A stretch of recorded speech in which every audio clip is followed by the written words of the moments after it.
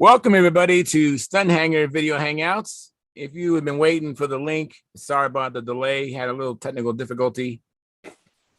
So now we're off and running. We are cooking with gas. And the first one up was Bill. Hey, Bill, thank you for coming in. I appreciate it very much. And you've been doing any flying or anything like that, Bill, lately? No, up here in Canada, we can't fly. Oh, Got no place to fly at the moment. oh, that's but I'm terrible. working on something. Trying to get some airplanes ready Oh, for that's our big contest in a few weeks. control line contest. Yeah, control line, yeah, in Toronto. Are you going to compete in it? If I can get a few practice flights in, I'll probably give it a go. It's been a while, but looking forward to getting back at it. That's great. That's great. Yeah. I love competitions. I love contests. I mean, I usually learn every contest I go, I pick up something. Definitely. It's a good thing. It helps your flying ability. You might even, I mean, I remember one time I just picked up a technique of even squeezing the syringe. I was always compressing the syringe, and I saw Walter Hicks. He was putting the bottom of the syringe down and just pressed against it using the asphalt, and he just pushed down on it. And I go, that makes so much more sense than to have to squeeze it. So that was something that no one said, here, watch this. I just happened to see it with my eyes. I go, you know what? That's a better way of doing it. And so you can learn so much stuff at a contest. Yeah, for sure. Not to mention, some pilots will even show you how to seal your hinge lines, and do a better job than you've ever seen. And commandeer your airplane so it doesn't fly the way it did. Yes, yes. Yeah. I've had a lot of people who have helped me at contests. So they'll say, I see this, Charles, you need to fix that. Or I've had people go, watch your intersections or different things, it just kind of helps you keep sharp. So I'm trying to, I'm going to get you guys out of order, but I remember, hey, Gary, thank you for coming in. Gary, how you doing? Good.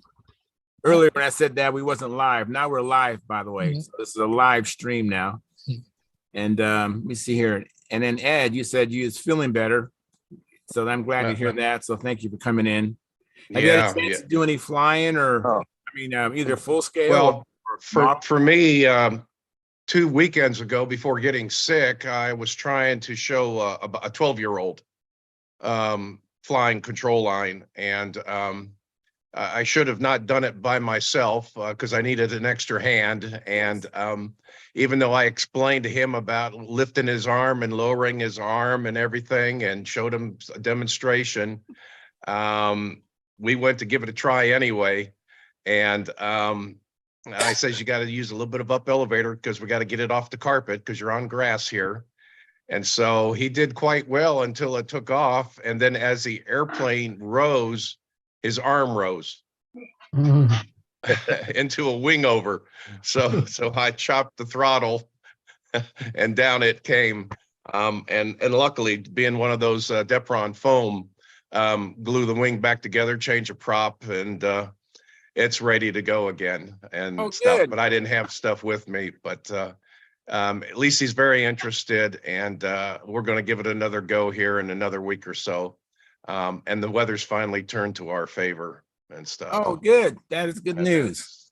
So yeah, it's fun and stuff. I just got to get now past to where I can spin around to where I can start practicing better. Yeah. Other than a dozen laps. Yeah. And stuff. Yeah. So that's good. That is good. Another potential pilot. Yep. Yeah. And sorry I missed the last couple ones, but I'll tell you what, I was out for the count for a week and a half and stuff. Wow. I know this bug that goes around can put you down for a little bit. Yeah. Definitely affects the sinuses, and it was bad. I'm still hacking and coughing, so every once in a while I might be switching to mute so you don't have to listen to me. Okay. Yeah. Thank you. I've done the same thing, even hosting the show with it. So yeah. See who was next. I think might have been Brad Lapointe. And if it's not, I'm sorry. Hey, Brad, how you doing, Brad? Doing pretty good. Good. Now we're live. So I know I've said hi to you before, but now we're live. So have you been to the bean field or been doing any flying Yep. or anything?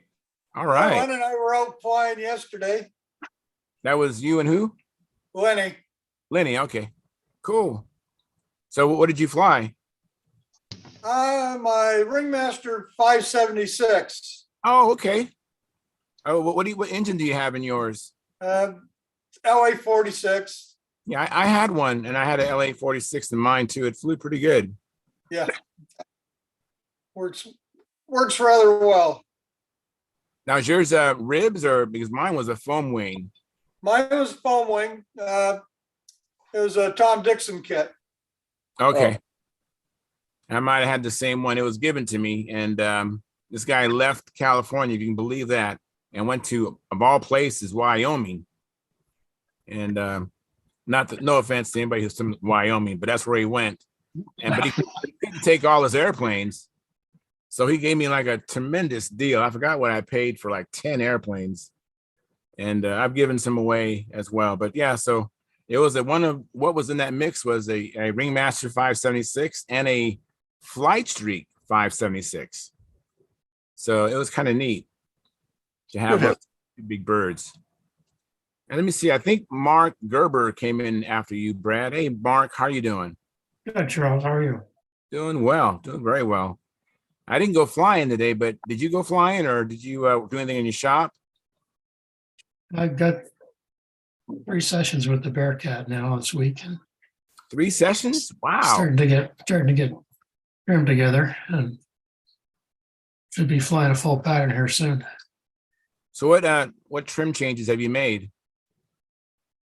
Well, I moved the landing gear back because it was bouncing when it hit the ground, and then I found out I moved it back too far, Yeah. so I moved it forward a little more again. Now it's just about right. So After changing your prop. Now, when you moved it, did you just bend the landing gear back or did you physically move it back in the wing? no, I bent it, but I take it out of the airplane. I've got a fixture that I had the landing gear in to paint it, and I put it in there and put that. It's just basically a big block of basswood, and I put that in the vise. And I put the landing gear into that, and then I can bend it very accurately. So your wheel spats, they're removable? Well, there aren't any wheel spats. It's just the landing gear doors on the Bearcat. Are those removable? No, well they are, but I don't take them off. I leave them on. So to bend them, you can bend them with the doors on? Well, you bend it where most of the bending occurs down where the piano wire goes in, makes a little 90-degree bend, and a little L goes into the fuselage, into the wing. And that's where most of the bending occurs, is down there. So it doesn't really affect the landing gear door. Oh, very Charles, cool. Charles, Yeah. everything on a control line model is removable one way or another. Yeah. Yeah. Sometimes they come apart. Yes. Uh-huh. Yeah, absolutely. To either take apart or come apart, right? So Yeah. So you bent the landing gear back. What else did you do? Oh, I shortened the push rod a little bit. Which Twice, one? The one between the flap and elevator? right. Okay. And I've got a access door in the back where the Keith Trussell rudder control is, and you can also adjust the flap to elevator ratio and the push rod length in that same access door. So Great. Because are you using like a turnbuckle or is it a left-hand thread and a right-hand thread on either end? no, it's a turnbuckle. I wish I had the left-hand thread and right-hand thread, but I didn't have the parts to do it when I put this together. So Is it the turnbuckle that Bill Biles made for a while? no, it's just a simple ball link. You just rotate it. Oh, okay. Oh, very cool. Well, Keith pointed out that I should let him talk about this, but All right. if you have the right-hand, left-hand threaded turnbuckles, you can just turn a very small fraction of a rotation. You can get very fine adjustments of the push rod length. Right. If you have a ball link, you have to turn it at least 180 degrees. Right. So the adjustment is not as fine. Correct. I know. I appreciate having the left hand and right hand threads because that is more finite adjustment. So you did that because of what? Why did you shorten the push rod? Well, when I turned inside and outside, it was quite a bit different. Turned inside a lot better than it turned outside. So I Yeah. shortened the push rod. Now it's turning pretty well both ways, evenly. I know that is the traditional way of fixing it, and I've had some success with that, but I've had better success adjusting the push rod from the bell crank to the flap when I've had asymmetry type of turning. It depends on what's causing your asymmetry. Yeah, I know it all depends, but sometimes the flap to elevator ratio hasn't always worked to fix when it turns better one way than the other. And Well, then you can adjust your handle too to help compensate that. yeah, that's true too. That's true. That's one way of doing it. Yeah, I try to adjust the plane to my handle. Yes, Jonathan. I was just going to ask Mark. Yeah, I'd love to see that beautiful thing flying in reality. But a thought occurred to me. Did you have any incidents on the tail plane on that Bearcat? On the what? Have you got any? Stab. Do you have any incidents on the stab? Yeah, I've got about 2 degrees of positive incidence on it. Okay. Oh, maybe that might have been why it turns better one way than the other. Well, maybe a little bit. You know, at 2 degrees of incidence is one of those things that Bob Whiteley says always works. Mm-hmm. And I have done that on most of my airplanes the last 10 or 15 years, and it's never been a bad thing. Yeah. So you have the down incidence in the engine as well. Yeah, I but have the 1 guns degree. aligned. I have 1 degree down thrust on the engine. I use That's the interesting. pads that I get from Jim Lee. Yeah, You haven't tested the guns yet, Mark. What's that? You haven't tested the guns yet, Mark. You haven't tested the guns yet, right? Right, Mark? Oh, no. Save those for contest day. Well, this particular aircraft was used for training missions, so it didn't have to fire its guns. But Very cool.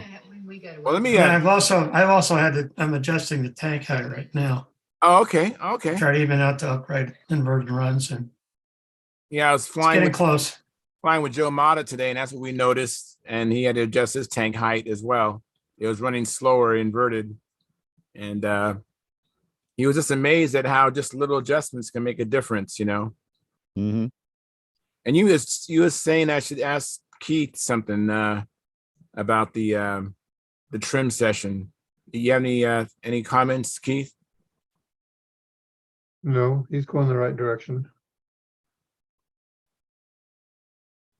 So you made any progress on your big job, Keith? Well, it's covered and got a couple coats of primer on it and should get a blocking coat on by tomorrow. So start color by the end of the weekend. Very Sounds good. good. Very We're good. having real problems here in Colorado because we're getting all this smoke from Canada, and visibility is really bad. They're telling people not to go outdoors. Oh no, I'm sorry to hear that. Was there fires up there in Canada? Yeah, they've had all kinds of fires out. Looks like Alberta and half of British Columbia are covered by smoke. I don't know if we got anybody from Canada, Yeah, that part of Canada that's on the phone right now, but we have two Canadians right now. We have Bill and Brad. And Stuart now too. Remember, Bob Whiteley would be out there, or Whitley. Yep. Yeah, he'd be a talked lot about closer driving- than that. Bob talked about driving back from British Columbia and getting locked out of because of the fires. Yeah, took him a lot more time. Than he had to wait. Yeah. John, have the- you got all this smoke over in Utah as well? You know, the sky's a little rusty colored, so yeah, maybe. But I haven't really been outside today, but my eyes are kind of watering a little bit, so maybe. Mhm. Huh. Hey, Mark, on the Bearcat, that was, you did the original, well, the 1969 Bearcat, right? I did the Bearcat 3. Yeah, I've never been able to keep his numbers straight.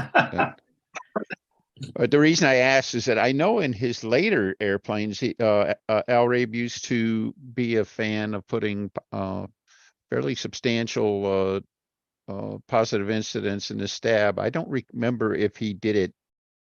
I don't have the plans to the 69 Bearcat available. I don't know if that was part of that design or not. Keith, you remember any of that? I don't think he has it on the I plans. built- Let me go look.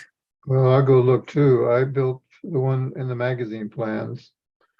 Yeah, Where the fuselage was blocks and sheet balsa and yeah, it was Oh. traditional construction. It wasn't a moldy or anything like that. yeah, But, I planked the fuselage on mine, but hold on, I can look. yeah. And Mark, you said, I think after your test flight, you thought it might be a tad nose heavy too. Have you, Oh, yeah, I took a little bit of weight out of the nose too. all right. You kept a nice spinner though, I hope. So, Oh, yeah, absolutely. yeah. Sounds like progress, man. How did you add weight to the nose of your plane? Where did you place the weight? Well, I had a back plate with some lead in it from my SV11, had about 3/4 of an ounce. So I just left that in the motor. And then Keith gave me that spinner nut. And that, he said, weighed about 1 1/3 ounces. And then I put another 1 ounce weight on the front. It was 1/2 ounce rather, I think. It was one of the Prather nose weights. Okay. And that's where I started. I took that 1/2 ounce out, but I've still got the 3/4 ounce in the back plate, and I've still got the 1 1/3 ounce on the spinner.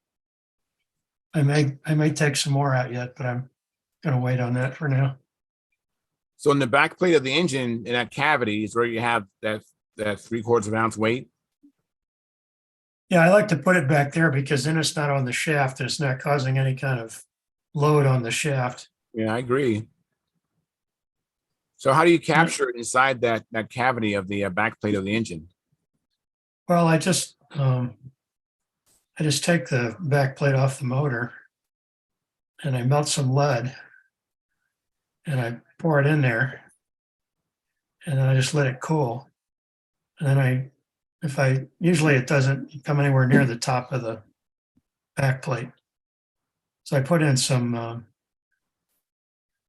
gasket sealer to fill up the cavity. And then I make a little thin plate that has holes that line up with the mounting holes for the back plate. And I put that on to hold it all in.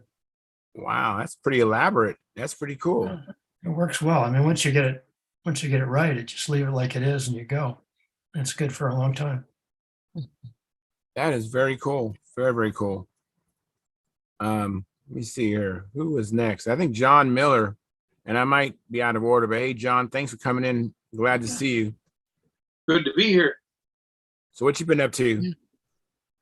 Well, working on my camper, found out why I haven't used it for 4 or 5 years because it was blowing oil out of the engine, not oil, water, coolant. And so I was worried that maybe something had broken or cracked the crankcase, and what it was, I'd had a new water pump put on, and when they did it, one of the bolts went right in the center area. It wouldn't come out apparently for them, and they twisted the head off. So instead of working to get that stud out of there and clean that up and put a new bolt in, they put it all back on, and then you just permatext around that broken bolt. Well, I lasted about 150 miles before it blew out. Wow. I thought it was much more than that. And anyway, a young man came by here. He likes to work on cars. And Didn't have anything to do most of the night, so he asked if he could fix it up, and I said sure. And today I put that Super Zilla I got last week. I squirted some on that stud, and he put some on just before he tried it. Put two nuts on it and tightened them up so they're jammed together. Right. And then he put a socket over it, and he said he was surprised. It just came right out. Wow. So it had been jammed in there hard enough to break the head off before. But anyway, so we're replacing that with a new one, getting a new gasket and all that in here. I might be able to use my camper here pretty soon. That'd be cool. Maybe you can bring it up to Las Vegas. Oh yeah. Camp out on the field, get raided by the homeless folks at night. Yeah, maybe. And I'm not sure who was next. I think Jonathan Karadas, or maybe it was Dennis, but Jonathan, what you been up to, Jonathan? You've been working on your airplanes? What you been doing? You're muted, Jonathan.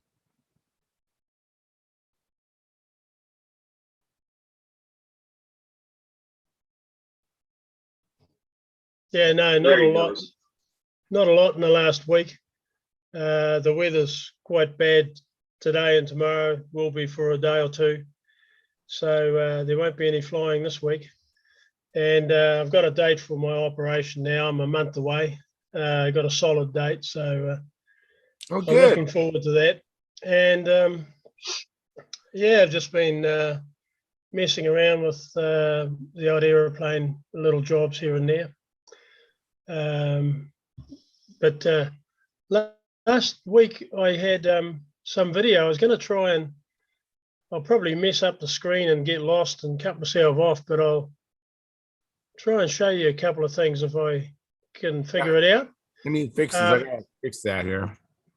I was going to show you my grandson flying a little electric job. Oh, cool. That, If I can figure out now, I leave you on the screen, correct? But yeah, I you must just have to- need to bring up what you want to show. You want to bring it up big on your desktop, and then go down to the bottom of the Zoom meeting where it says share screen. Then you click on that. Then you reselect what you want to share, and then it should be going. Okay, so I've got to get off the screen here now. Correct. I've got to go back. Is that correct? Well, I mean, if you can access that file you want to get, you can just do that. You don't have to go away, but if you don't know any other way to do it, then go ahead and do it whatever you feel comfortable doing it. But well, look, I'll try it. Anyway, if I get lost, I'll come back. yeah, but you don't need to end the Zoom. Just go to start and bring up that program, and then select that file. Right, I'll try that now. Yeah. I'll mute you, John. I got you. And then Keith's still looking, I guess, at the Bearcat plan. I found the plans if you want to see them here. All right, yeah.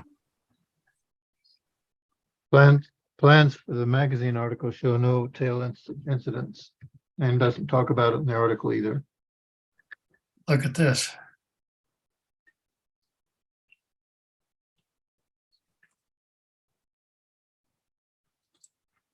Might be it.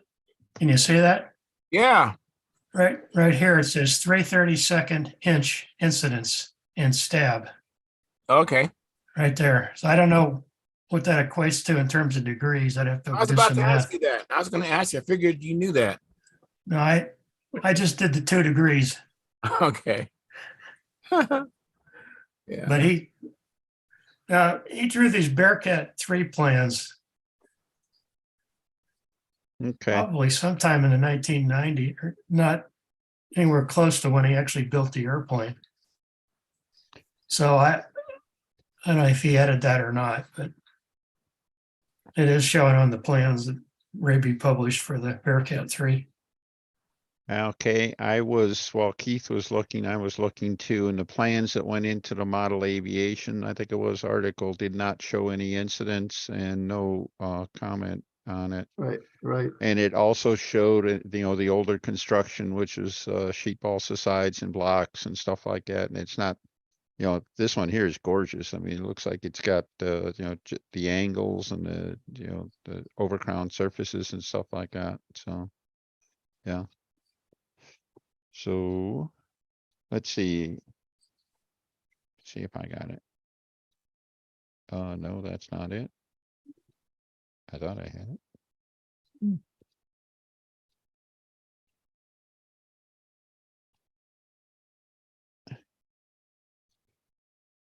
Okay. Can you see anything I'm doing here, Charles? Nope. Okay. I'm obviously missing something here. Yeah, there you go. Now this is the magazine article that came out not long after the 69 Nats, and this thing just, blew, just was all over the stunt event that year. Anyhow, American Aircraft Modeler, not model, which is the predecessor of Model Aviation. So, and I know Al went back and, later on they found out that this, this Bearcat was really Bearcat, something, and the Mustang that we saw in Olathe was really Mustang 2, even though it was the first one we saw, or, things like that. Yeah, he And says that this Bearcat in the magazine here was Bearcat number 2. Yeah. He said Bearcat 1 was the one he actually flew in the Nats. Okay. And yeah, it's hard to And then tell here because you can't see the whole plane at one time, but he does have like Bearcat the 3 was the traditional one he flew fuselage in the side with 1970 with Nats. blocks. Yeah. And I think where it really shows, you see his cross sections here? Yeah. They're a lot less developed, a lot less elegant than the ones in in the later plan that you showed. So I think what I put words in his mouth here. Over time, he came to the total design philosophy included, building that tail incidence into it. I'm sure everything else on it is reasonably accurate, size and everything like that. And it was that plan you have showed a molded shell rather than this, slab sided one, which is, that's overstating it. Anyhow. Now, the one intentional deviation I did make that Keith pointed out to me before I started was that the Bearcat, the real Bearcat, has a round cowling where the intake goes into the engine. Raby's had an elliptical cowling. You can't really, you can see it sort of in that upper picture a little bit. Yeah, it's not quite a real circular good shot on it. So I made mine circular, and I had to widen the fuselage about 1/2 inch in order to make that work. Okay. But it's definitely round now in mine.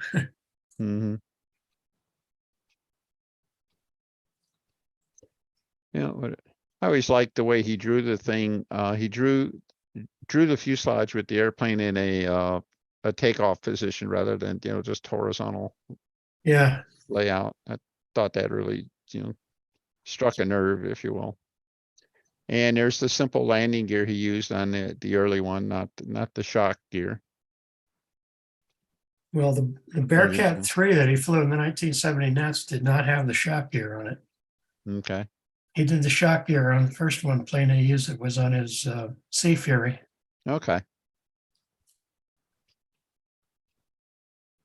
And then later in the 90s, when he came back into the hobby, he started putting shock gear on his BBQB Bearcats.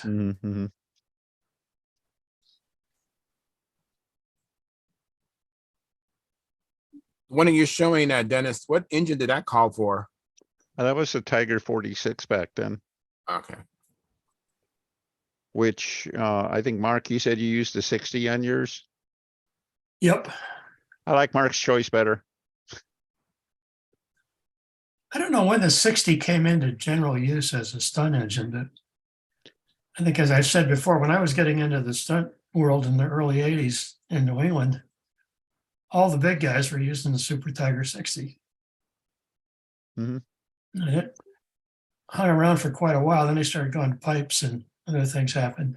Yeah, I think it happened sometime in the early 1980s because Windy showed up at the Nationals with his big sweeper, and he had a Tiger 60 and a 900 square inch, the MiG.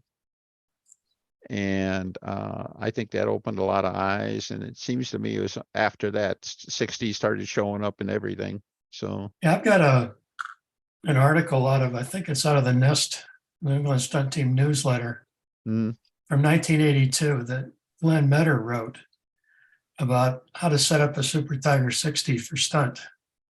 okay, So 82. All right. yeah, I know by then they were far along in developing the tricks they needed to do to make it work well. Yeah. Yeah, it's just a big teddy bear, really. Not a real, I don't know that you had to do an awful lot with it except, just what you had to do as far as setting up a Venturi and stuff like that. Yeah, the Probably, trick is to get the right diameter and all that stuff. there was a guy back in the Detroit area there. His name was Ron Adams. He used to fly. He was big on big airplanes, and he was flying Tiger 51s, 56s, and 60s in a lot of his airplanes. But it was, by no means a mainstream kind of thing. I think he was on his own on that. But he used to like airplanes in the 700 or 750 to 900 square inch range and stuff. Big on scale jets. He did a couple of really neat airplanes. That Huh. All right, that Super Tiger 60, that Bearcat just kind of will idle along in a 4-cycle mhm, really nicely. mhm. That is nice. So Oh. Dennis, you been doing any building or anything, Dennis? I was working along there. Went back to working on my Corsair a little bit. I had a spring in the flaps that was bugging the hell out of me, and I finally figured out where it was coming from, and I fixed it. So now the flaps, the 4-segment flaps, it will pass the gravity test. Where you flip the wing over and the flaps droop down, you flip it upside down, they droop the other way and stuff. Right. That's a good thing. Yeah. And then I started working on landing gear stuff. And then I started realizing, gee, if I'm going to have a new Nats airplane, I better get back to work on that. So I was working on that a little bit. And then I got realizing, gee, if I'm going to be running a contest a week from tomorrow, I better get ready for that. So I put everything away, and that's what I've been doing today. And so, yeah, the next week or so, I think most of my modeling activity is going to be devoted to making sure that the field's ready and stuff like that. Field's in good shape. I got to do things like paint circles and I don't know. I still got to print off my awards and stuff too. We're going to have certificate awards. I got to design those and get them printed up. And but it's starting to shape up. If everybody who's coming or who says they're coming, if they actually come here, we're going to have 14 or 15 entries, which, considering I was hoping for 6 to 10 or something like that, I think if we get 15 people there, I'm going to be amazed, pleasantly Yeah. amazed. So Your first contest with that at that RC club, so that's gonna be pretty cool. yeah, well, it's first contest, first edition of the contest in Fort Wayne. We don't have any control line tradition here as far as contest or anything like that. We have a lot of people all around us, but I think it's helping. If we succeed or not, it's going to have something to do with the fact that we're so early and there's no alternatives right now. And I think people are itching to get out and fly a little bit. So even heard a rumor that our own Sparky may be showing up with Steve Smith. So Oh, that is cool. yeah, he said something in one of his, the video series he's been doing on repairing his big Tucker special. He said something in there that about coming up with Steve Smith. So that's 2 people from St. Louis, about 6 hours away. That's pretty impressive for a local meet, I think. Yeah. Now, do you have a flyer you can share? A flyer? Yeah, I have it published on Stunthangar in the event section.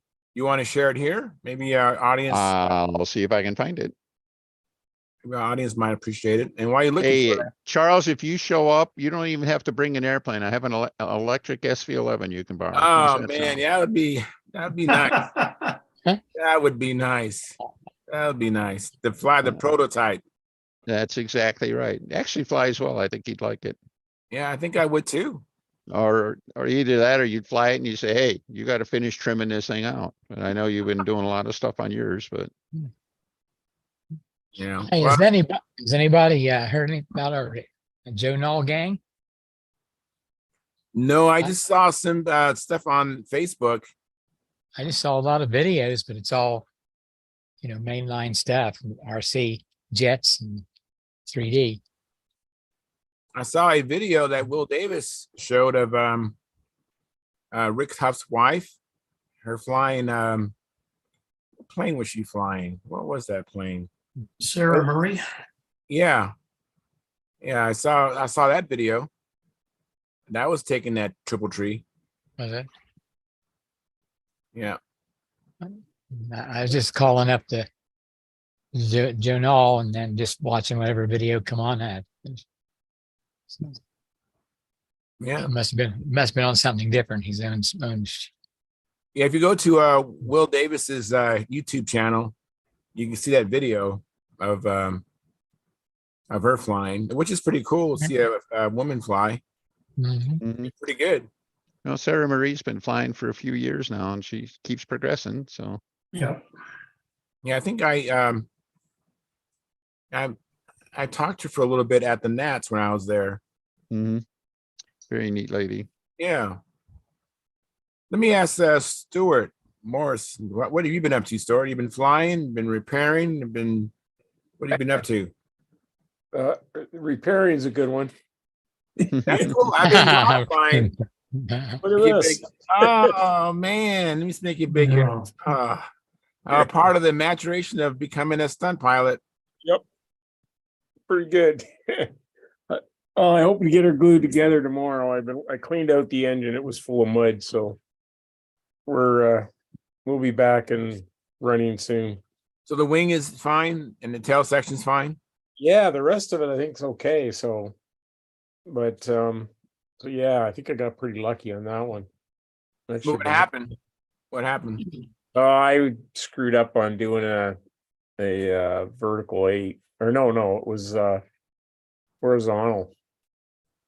So I kind of ditched it. So gets a little confusing sometimes, I think. Happens too fast, everything. So, but I'm getting better at it. It's coming along. So got to get my tutor finished too. So Wasn't that your tutor? Wasn't that you have another tutor? no, I gotta get the tutor, this one finished, and then I gotta get it like prepared, and then I gotta get the twister done too. I was thinking twister, I should have said. So Very Right. cool. working away at her. Very cool. So, And let me see here. I think Lynn, hey Denny, you got something going? All right. Control line beyond Rustbuster 2023. Saturday, 27th of May, Fort Wayne Flying Circuits Field. Very cool. I'll be flying Pampa classes and profile and found out at least 50% of my beginner class entrants are not gonna be able to show up. Gentleman I normally fly with found out his wife told him that she wanted to go to the class reunion that day. They happen to have it in the day and not in the evening, so he can't sneak out at all. So Oh, it's too bad. So what the heck? He was looking forward to it because it was going to be his first contest and all that. Anyhow, yeah, it's not terribly exciting as flyers go, but I hope it got enough information to get people there on site on time. So yeah, it's very cool. The RC club at the same time is going to be running a vintage RC event, which for them just basically means airplanes that were before 1988, which doesn't sound terribly vintage, does it? But Not to us. yeah, but it's also wood airplanes, which sounds vintage, as the RC people go. But any rate, they've had a pretty good turnout years past, and we could have a good turnout here too. The neat thing about it is that they already had things set up. You know, obviously they register people, and they're fly. Theirs is a fun fly, so it's not, you know, no competition events per se, but you know, they got set up to cook food on the field and stuff like that, and you know, all of that stuff is there, and you know, club members helping out, and of course the club field would be closed to just general flying for that. And the neat thing about us adding this on is that we got the infrastructure, if you will, that they already have there. We'll just be, you know, adding some customers to it, and we should be able to just expand it, you know, just more people involved. So the way our field is set up, everybody will be close enough to visit each other's flight lines and stuff, but far enough away that we shouldn't be in each other's way as far as flying goes. So Oh, at any rate, that's very cool. yeah. Well, hopefully you'll pick up some more guests or spectators from the Yeah, I don't know. show. I'm hoping Stuart can get his airplane repaired, and maybe him and Lenny can take a ride over from Canada, eh? But Yeah, it's hey, only Atlanta. It's only about an hour and a half closer than what the Nats is, so that's still a hell of a ride for you. But Are you muted, Lynn?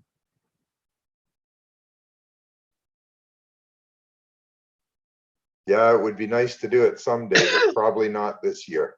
yeah, This year is sort of an off year for me. yeah, you mentioned that before. You and Naomi had other family. Yeah, we've got other things, family yeah, commitments, stuff going on, so yeah, you got to do family first. gotta do what you gotta do, right? Yeah. It's like, I'm just hoping this is successful enough that we can have a second meet sometime. yeah, that'd be great. It sounds good, Dennis. Sounds awesome. Yeah, it should be. I'm looking forward to it. So That's Good. outstanding. Good. oddly enough, I may lose one guy I was hoping would show up. Won't be there because he is head over heels fan for the Indy 500 that'll happen on Sunday. So the day after. So you don't want to be bothered with nothing that week, you know, this week or that weekend except the Indy 500 stuff. So, Huh. but anyhow, Let me get Caffeine. He came in and I want to welcome him. Thank you, Caffeine, for coming in. And Hi guys.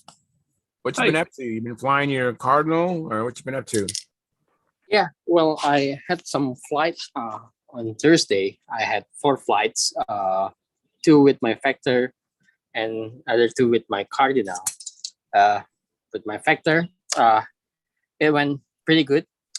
Somehow, without changing anything, somehow I got a faster lap times, 4.9 or 5 seconds compared to the last session of my Factor flying, which gave me like 5:20. But somehow it's still I could really do all the maneuver really well. You know, I didn't really feel much different when it's 4.9, 5.0 or 5.25. So I don't know. I think I can deal with the fast lap times. And I also read something about the airspeed, which is when I calculate with my 60 feet line, the 4.9 seconds is a good number. It gave me like 53 mile per hours. Yeah. Yep. Yeah. So I think the plane flew really well. So yeah, that's the story of my with my Factor. And the other story with my Cardinal was on my first flight with my Cardinal, I set the needle too rich, so it was unstable engine run. And then on my second flight with my Cardinal, I finally got the perfect needle position, and then somehow it's still it's too fast because I have a bigger engine on my Cardinal. It gives me like 4.6 lap times, and if we convert it to lap speed, to the airspeed, it gives me like around 58 or 60 miles per hour. So it's pretty fast. And I did some maneuver that I could, like inside loops, inverted flight, and then wing over. And then after doing several inverted flying laps, and then I told myself, I wanna try the reverse wing over, and then no luck. I just crashed. Oh, Oh, no. So did you crash after you got it inverted, or you crash as trying to make that transition? When I was trying to make that transition at the exit. Well, actually, you know, I think it was because when you go from inside loop to the inverted, you only move your wrist a little. You know, it's very smooth. But in wing over, I think it should be much. You know, you have to. It's much more accentuated. Yep. That's right. And yeah, I did. I think I didn't do that. So it's just too slow input, and then yeah, I just started too low, you know, for the exit. So yeah, I didn't have the time to make the exit inverted. So yeah, luckily it was only the rudder that's broken, but it can be fixed easily. All the airframe, the fuselage, the wing is still intact. So yeah, That's good. That's good. Caffeine, what was the pitch on the prop you were using? For which one? On the Vector? On the Vector, it's 10.5, 4.5. And what was your RPM on the engine? Do you know? It was 10,800, around that RPM. How long were your lines? 60. You might want to go to 62. Yeah, but you know, it's kind of hard to get to try different set of line lengths in here. So yeah, I will try get another lines, but not the Can near you future. Can you get the fishing lines there? Yeah. The Max Quattro or the fins? Yep. The Spectral lens is available. You want to, I would say, get at least 80 to 85 pound for the Vector. Yep. And you can probably use that on a Cardinal as well because they're so thin. Yes. It's going to make a difference on your tip weight and a couple other things, but that's easy to figure. You don't think so, Dennis? He's shaking his head no. So you're muted, Denny. The spectral lines are so darn light that it's a very, very, very tiny effect for tip weight. So Okay. you didn't see last week when I was showing off my aluminum tip weights, did you? So Yeah, I saw those. okay. Caffeine, what size prop do you have on a Cardinal? It was 11.4. That's an 11.4. Okay. Yes. Because that lap speed you were talking about, the first thing that jumped in my mind was maybe to try a lower pitch prop. It sounds like you're already there. So yeah. All right. I think he needs a little more line length, don't you, Denny? Yeah. Yeah. I get. If he's doing 4.6, he could be on 70 feet and he might still be fast. But you know, but at least he'd have more room to work. And when you do the wing over, you don't have to do the thing. The very first one you do, you don't have to come down and do a perfect square corner to bring, inverted. Yeah. Yeah. Hit the thing, Well- I mean, like just past overhead, start doing that out, that inverted turn and make it a nice, Yep. comfortable turn. Yep. Give yourself plenty of room. And then if you see you're running into trouble, you can still That's apply right. more control and stuff. Yes. And Yeah, then yes. round it back up, getting in and stuff like that. You don't necessarily, hammer if it. you're That's not right. used to doing the square corners with outside maneuvers and stuff, Yep. you can get into trouble in a hurry. So just Yeah, give it more room and give it, and I don't know, it sounds like you're making nice progress, but and it sounds like you were fairly fortunate with that, but don't be, I brand new guess- airplanes, I do the most conservative Yep. wing overs you've ever seen, all right? That's right. And I'll start pulling the thing out, well above 45 degrees, and I'll just do a big old round inverted pull out. Yep. And, and then over time, as you get used to the airplane, you can get more aggressive on that corner, closer to the ground and stuff. Yep. So, Dennis, Well, I you're I was also having a second thought when I was doing the wing over at the top. Am I going to do the reverse wing over or not? Oh, and no. then no, you never That's make bad. that. Yeah, that's really bad. You got to You be. can't go both ways. Yeah, you Yeah, got yeah. Make that decision and before you stick commit. to decision. No in change. fact, know exactly what you're going to do before you do Yes, yes. anything. So Yes. I'm There's no- automatically Yeah, I was- going to do this and do that. So Yeah. So Yeah, well- repeat that 3 Howard, times. now, Howard, Captain. you're muted, Howard. Let me unmute you, Howard, or go ahead and unmute yourself. that's it.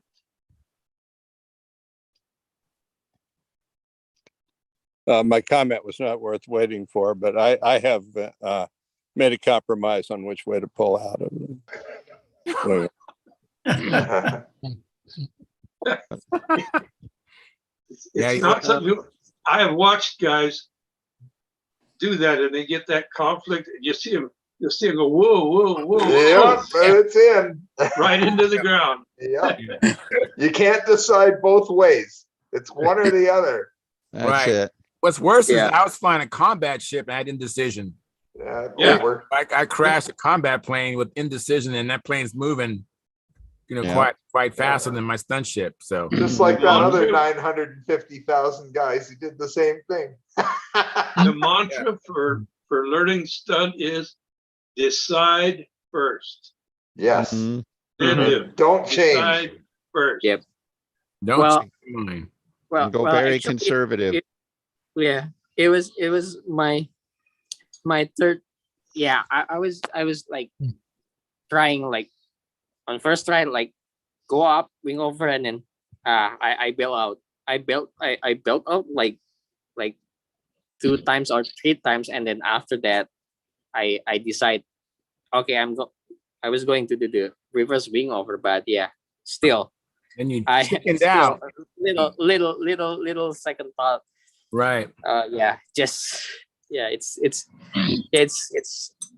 combination of too slow input and too late decision, Hey, Caffeine, do me a favor. We explained to Jonathan Carradis. He wants to show a video. I know you've shown your videos.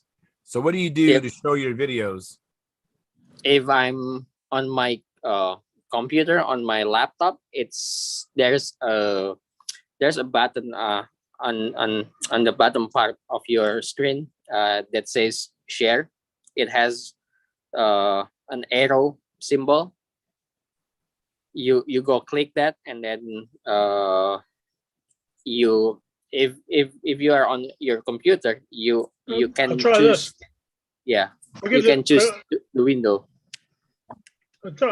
Can you, Charles, can you see that instead of my face? Yes. Yeah. Okay, here we go then.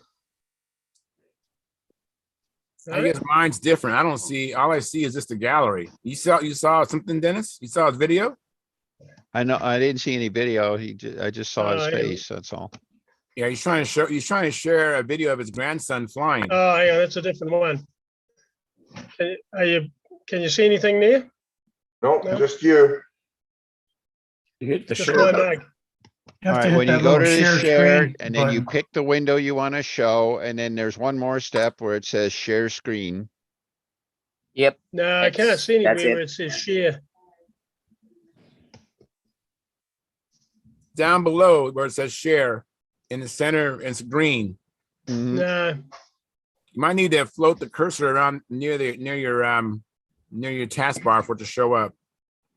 Bring the cursor down toward the bottom of the screen, and these things will show up. Yep.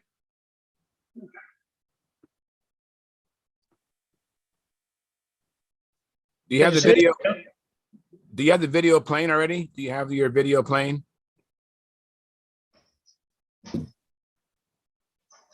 You open another window, get your video in that other window.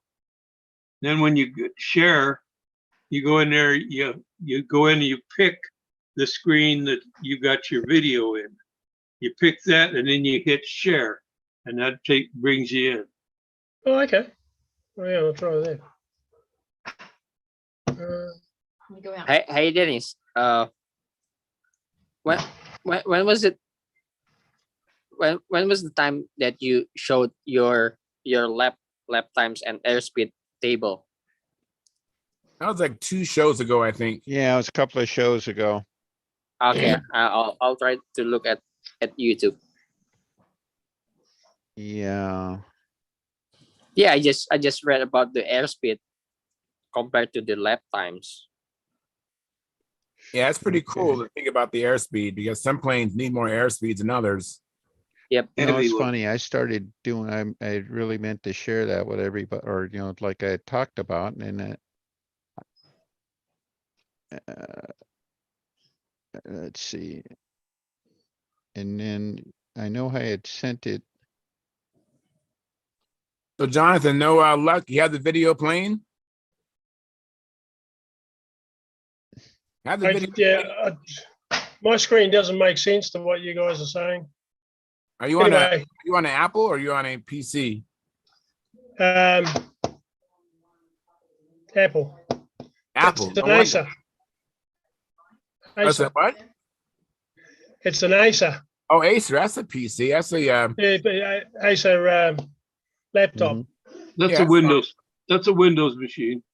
Yeah. Yeah, that's what I've got too. That's what I got. Mhm.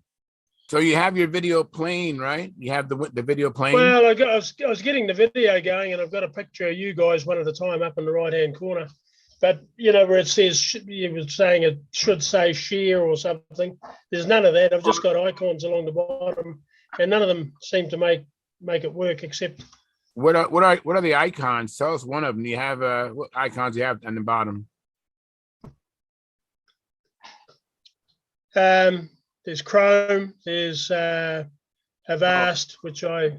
Okay, no. So the icons you're talking about are above those. Yeah, they're above there, right at the That's bottom of the picture. That's your taskbar. So bring your cursor down below, wherever is low. I know everyone's screen's different, but right below the bottom row of people in the gallery. If you put your cursor down there, then you should see some other things pop up. And they don't stay there for long. They go away. So stay there if you move your mouse around in that area. Yeah. Mhm. My share screen's in green. Yeah, So is is mine. Me Mm. too. Yep. Denny's sharing something. Denny's sharing that chart. Yeah, that was a handy chart too. No, look, I don't know. I'll have to talk to somebody here.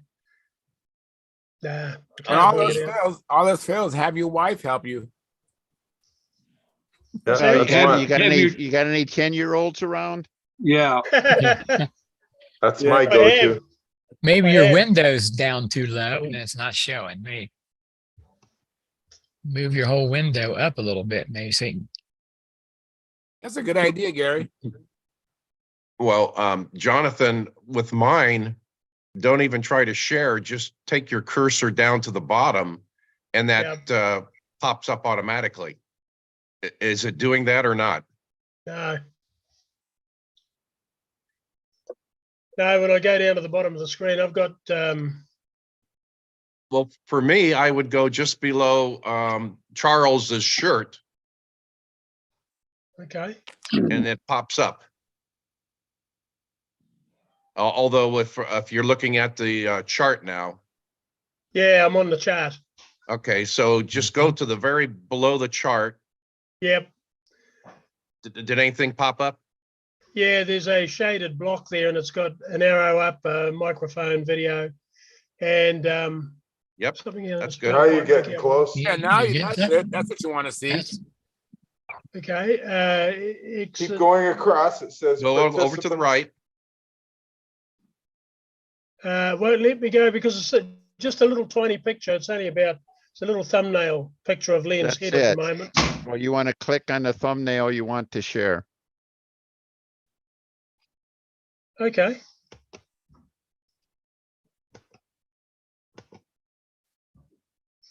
While you're doing that, let me catch up on the chat box. Gary Sinclair. Jonathan, looks like you have some excellent or help looking over your shoulder there. So Yeah. I wish I was. The A I could team. get our grandson Joe. He'd sort it out in no time. Actually, you could try and get Joe.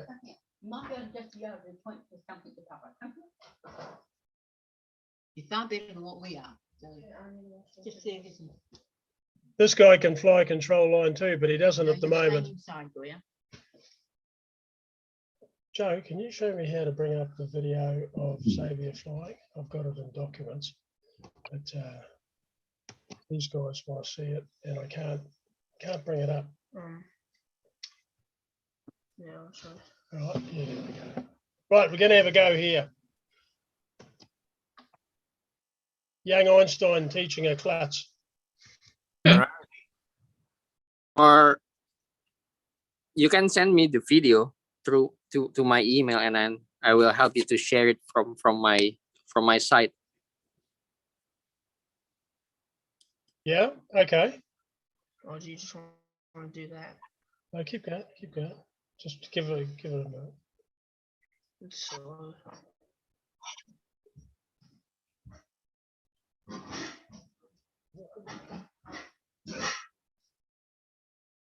It's the one of Xavier. It's on desktop actually. He's in here. He is here. Here he is. There. It's there. We're all expectantly waiting. Yeah. I've got the Exciting to video. see kids fly. Anticipation. Loading up now. So that's the video. But it's to get it to go. See, I've got a blue screen. I've got the video. I've got you guys up on the top right hand side. Just a little picture there of Stuart. mm-hmm. And there's nothing else on the screen. It's just got now it's a black screen getting ready to play. it says it's an image. Oh, sorry about this, guys. No problem. Okay, it's Not a not problem. Not easy. Not It's all easy the good. first time. I Every thought I had single it one of sorted. us has had the training wheels for a little bit there till we figured it out. So Oh, yeah. Absolutely. Now the video's going. I've just got to. Okay, so the video's going. Go down to your taskbar and find the zoom and click on that. So that brings your zoom back up. And click on over here. down in the taskbar, do you see that icon for the zoom? So you can find Oh. it. Zoom meeting. Zoom to fill.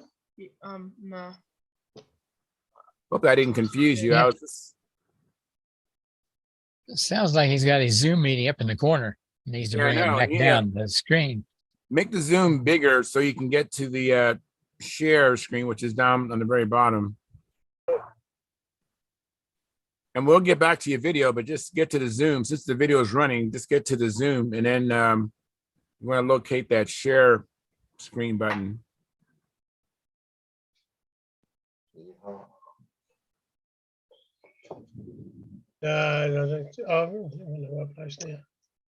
Charles, there we do go. you have a utility to put the screen up like a there as we the go. administrator?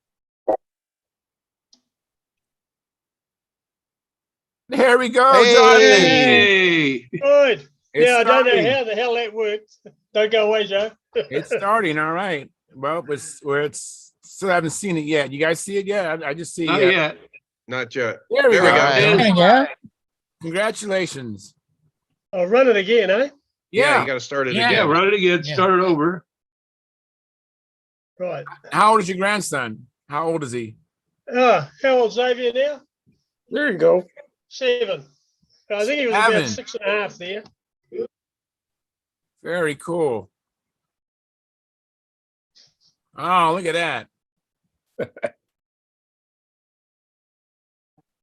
the Wow, top off it, I'm sorry. he's like But at he does fly, he has flown IC as well, with help. All right. Hey, that's great. that is great. Oh, It's yeah. got a variable throttle on it. Oh, And it's okay. got an elevator up and down as well. Mhm.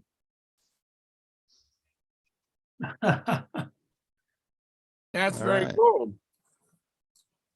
Now, I think while I got see a you big there, smile there too. Yeah. Yeah. Now, if I can, now see if I can remember this. I might have to get Joe back. Oh, hang on. Yeah, I was that's gonna looking say- good so far. A couple of the pictures that I had, I realized when I did a rerun of the tapes, trying to show you my planes here on the floor, this camera is so bad that I thought you really can't get an idea of the models. So I took some photos, and I'll see if I can find them with better photos. Now, I'll see if I can bring them up. The Fokker Wolf. Okay. I think you're gonna have to close this window and then go back to the folders where the pictures are. Yeah. So you need Yeah, to yeah, stop that's what I'm sharing. doing now. Yeah, I'm in there now. It's coming up. Everything's grinding slowly here today. Mm. Share, here we go. Oh, here we go. Come on.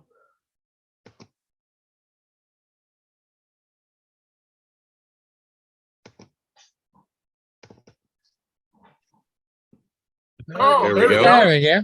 All right. Okay, you getting it? That's the Yeah. top Yeah. wolf. Okay, you can see the black line detail that I put onto it. Yeah, very Yeah. nice. You couldn't really get that in the other one. And I've got a spinner that my mate spun out on the lathe. It should have a, I didn't have a plastic spinner with for a 3-bladed prop. So I put that on in the meantime. Hang on, we're going.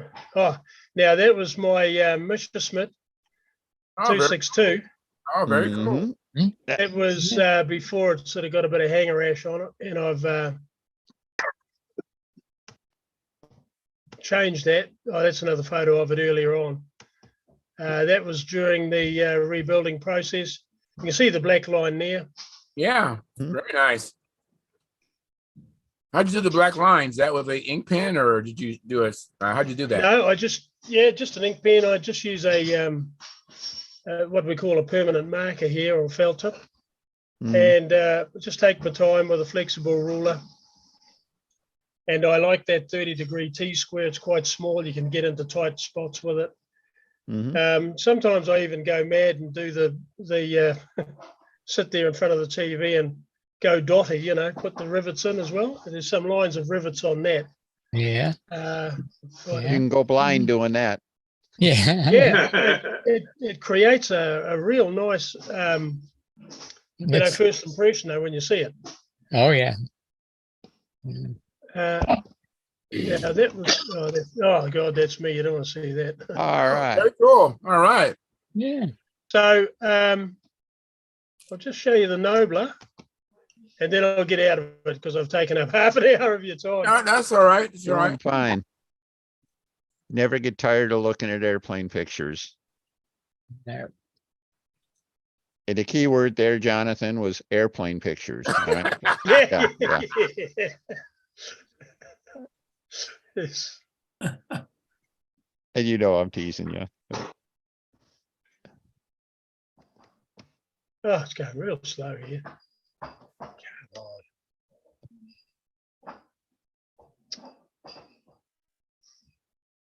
It's decided it's on a go slow, I think. Thought it went Well, on maybe- a walkabout. Yeah, maybe now that I kind of know what I'm. Oh, here we go.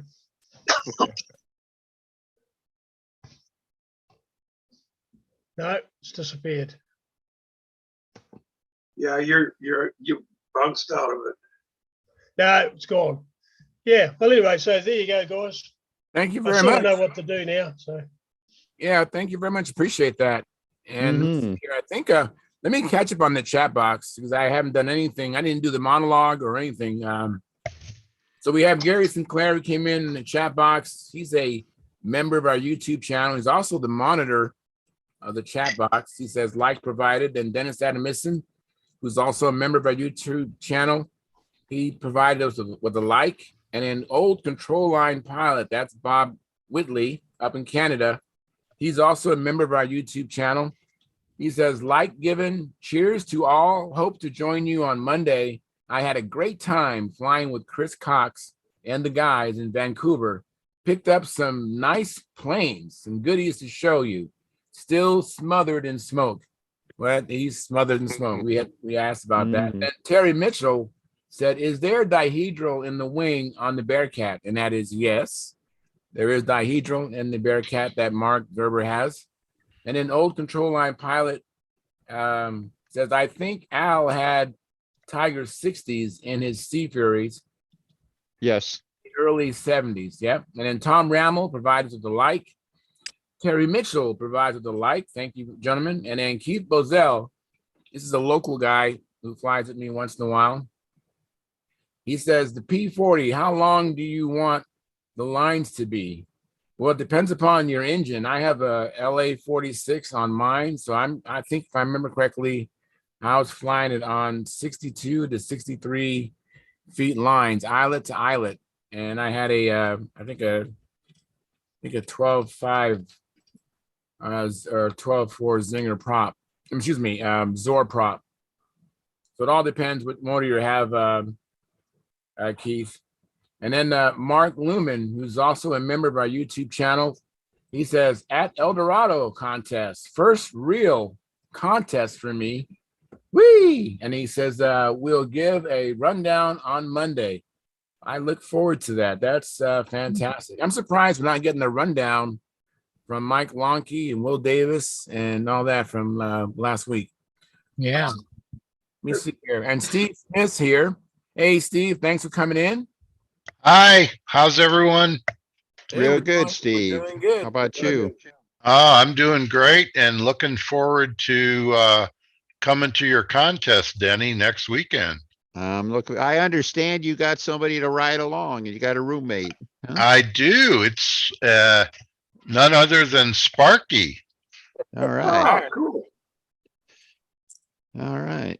Yeah, he hasn't flown yet this year, but we're planning on flying this Sunday. So Yeah, I keep, and one of the things I got to post too is I'm going to remind people, if you guys, I don't know, presume you're coming in Friday, the field will be open if you want to come on over and practice Friday afternoon too. oh, cool. Yeah, I am planning on driving up on Friday. So it's a almost 7-hour drive, but if we leave early enough. Mm-hmm. I'd say go to the hotel, and then from the hotel, it's about 15 minutes to the field. Yeah, And I they- saw, and- I checked yeah. it out on the maps. Yeah, so it's pretty straightforward. So yeah, you can go there, guys, maybe rest a little bit and then come on out and whatever, but we'll be ready for you. All right. Very cool. Uh-oh, what happened to, oh, there he is. He's at the bottom of my screen now. Yeah, people get moved around. Yeah. Yeah. Let me see here. I think I've asked everybody what's going on, except for maybe Carl. And hey, Carl, do you wanna fill in on anything you've been up to?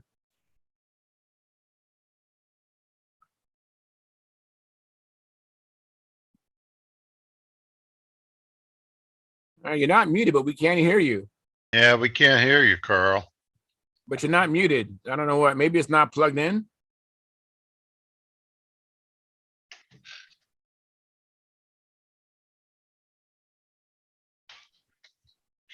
Either that or he just hasn't been doing any modeling or something. Uh-huh. How about now? Now Not we- Oh, good? That's yeah. better. Okay. Along with Charles and Joe and another gentleman, Steve, came out and flew with us today.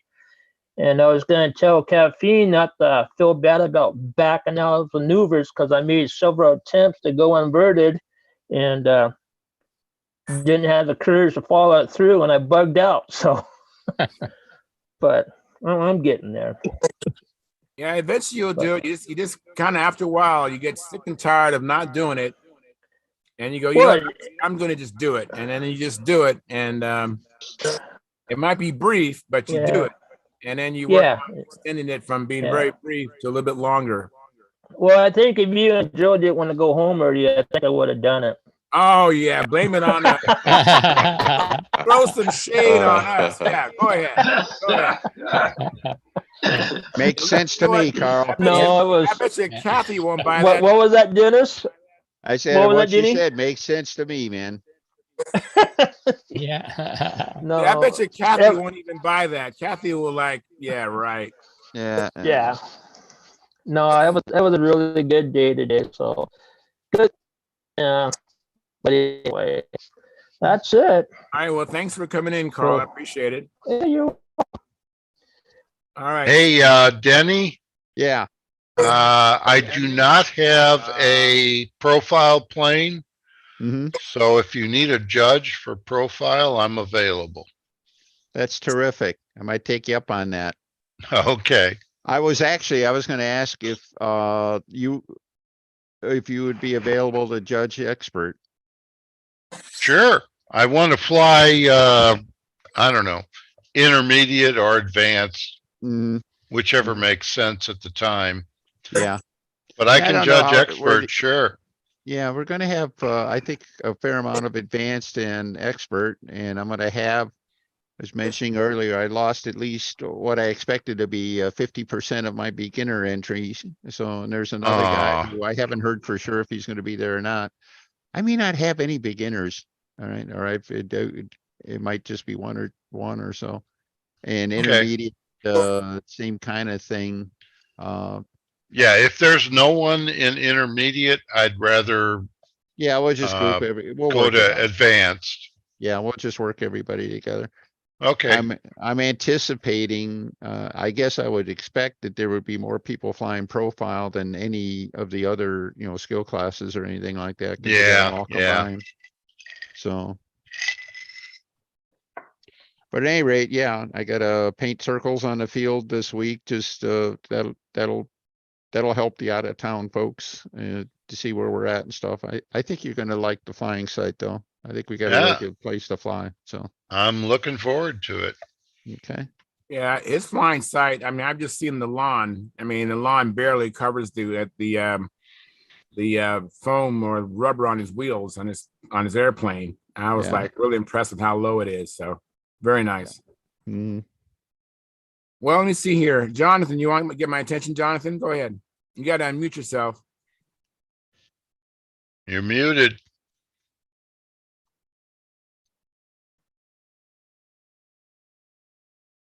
It gets a bit nutty around here. at There times, we so go. I have to mute it.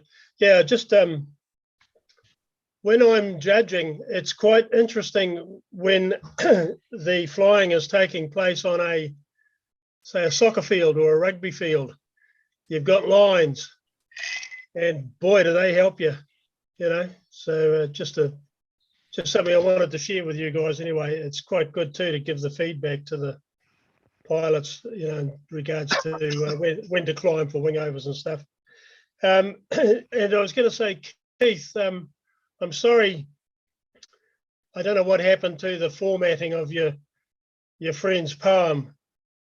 I apologise for that, and it happened to mine too. When I sort of arranged it on the page, and then it went on the site, it was okay for a while, and then it went all skew with. So I'm not quite sure what's going on there. And Leon, is he still there? I can't see him. No, he left. Oh, he's gone, has he? Oh, Yeah, well. yeah. I Can you make a PDF of your poem? Yeah, it would. no, no, I didn't. That In might- the end, I wrote it straight on, actually, my one, and then Mm. Keith sent me a copy of the dance, and I tried to muck around with that, and you can see how good I am on computers, and I couldn't get the damn thing to stick. So I ended up typing it out again, and that's the way it went up. Yeah. No, computers do weird stuff. I suppose the computer's probably thinking people do weird stuff. Maybe. Yeah. Well, I have a on the chat box. Mark Lumen says, "Gotcha, like." Thank you very much, Mark. And then Terry Mitchell, he says, "I see Howard is practicing for the Northwestern Regionals next weekend. I'm looking forward to seeing everyone. Wish all you could attend." Yeah, that's one contest on my bucket list. I'd like to get to the Northwestern Regionals. I hope to make it there next year. I keep saying that next year, but we'll see. Let me see. I'm going to share something that I've been working on. Let me see if I can make this big.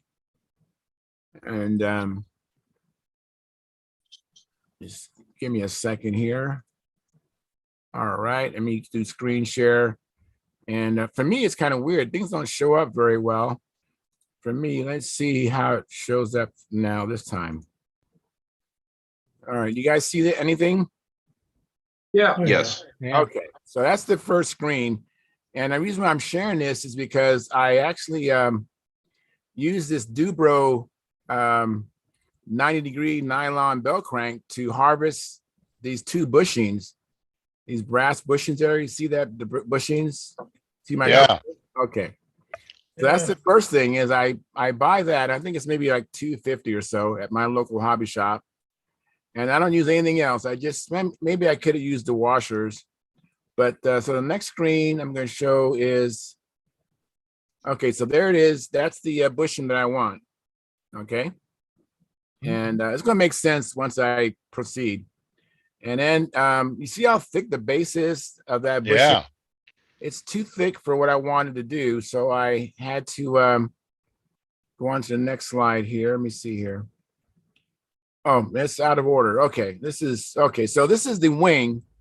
I drilled the hole oversized to accommodate a 440 bolt, and but I wanted to bush it, so I used I'm not sure what size brass tubing, but I needed to enlarge it to accommodate a brass bushing that will allow the 440 bolt to go through it. Okay, so I over drilled it. This is inside the wing, and now this bell crank only had one lead out. When I got the plane from my flying buddy who left California to go to Texas, he gave me the plane and did not have two lead outs. It had just one. So let me see here. These are a little bit out of order. So there it is with the bushing. You see the bushing in now? Yeah. Okay. So this is how I repaired this missing lead out. And again, these slides are a little bit out of order. See, the next thing is, okay, so I needed to, now the drill was running, but I didn't want to hold the camera and that'd be kind of dangerous. But I had the motor running and I used the file to turn down that material. So I chucked it up in my drill press with the motor running and I machined off some of the material to make it thinner.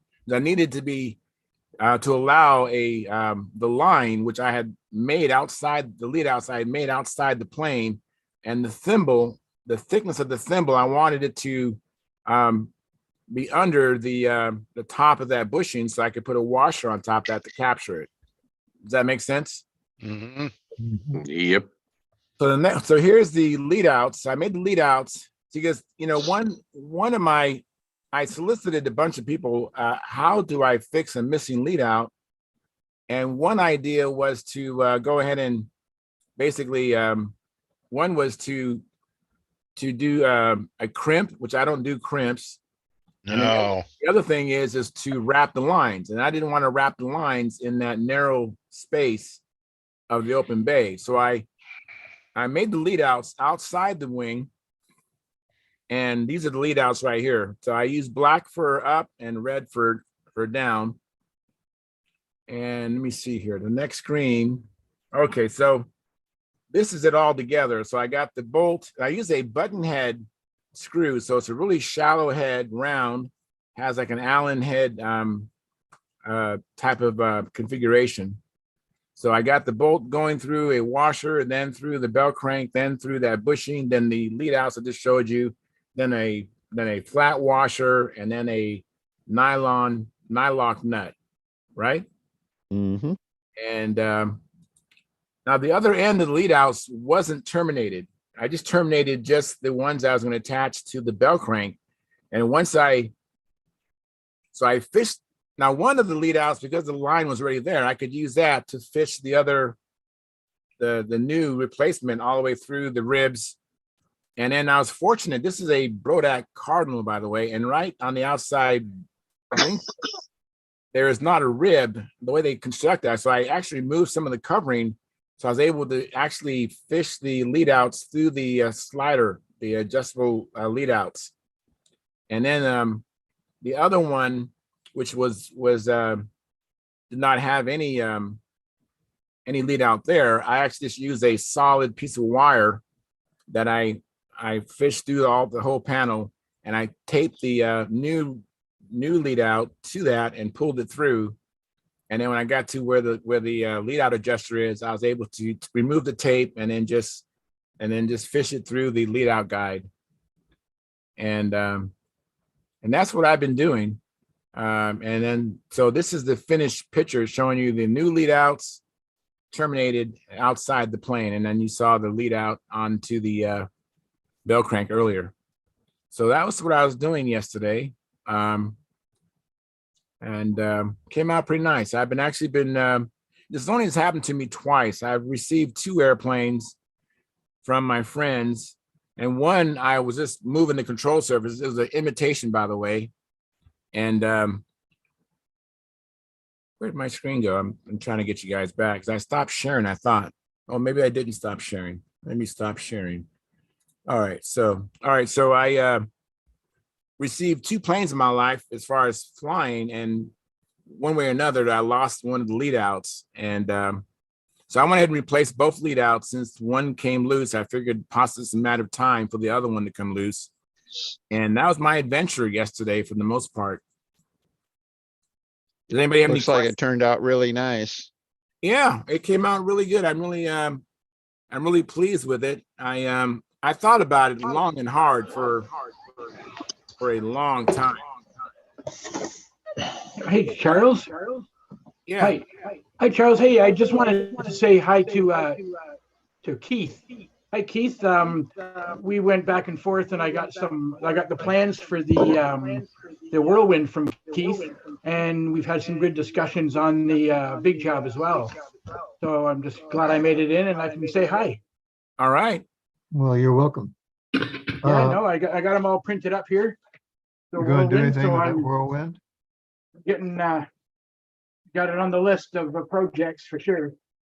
Somewhere I've got the form where I made the canopy, but I can't find that form right now. If I come across it, well, I'll let you know. Oh, okay, perfect. I'll Thank make you. one for you. It needs to have the Oh. right canopy on it. Oh yeah, all right. Yeah, it's a beautiful little airplane. Who's the designer of that airplane? I drew the plans. Oh, wow. Very cool, Keith. Yeah. Mm-hmm. Hey, Charles, Yeah, Carl. what did you use in your drill press on that bushing? Was it a file? Yeah, it was a file. A round file? Somebody, Oh, the flat we're file. getting an echo. Yeah, we are. I wonder if Gordon, do you happen to have 2 tabs open by chance? Do I? Yeah. Oh, I don't know. Let me click off this one. Oh, he left. You still got it. Huh. So Charles, what kind of file did you have in the drill press?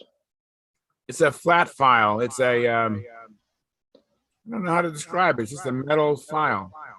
Yeah. Probably a mill file. So Yeah, just did a you run small it file. vertically up into the chuck of the drill press?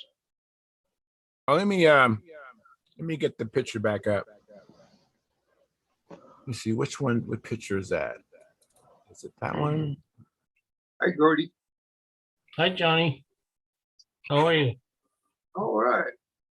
Yeah, You? I flew a couple minute flight today. Did you? Yeah, on Paige Peterson's airplane. I've been helping him get it trimmed, and he's come a long ways. It's really flying good. What airplane is it? He's flying. It's GNR profile. Oh, okay. Huh. How come Anybody- we echo? Yeah, we're Say still what? echo. Still have the echo. Hmm. Somebody got their.